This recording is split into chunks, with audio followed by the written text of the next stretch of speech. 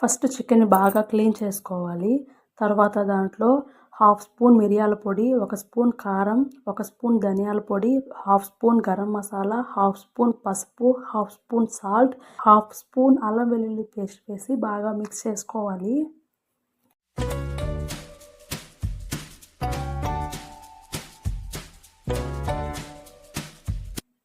తర్వాత దాంట్లో 2 స్పూన్లు కార్న్ ఫ్లవర్ యాడ్ చేసుకోవాలి.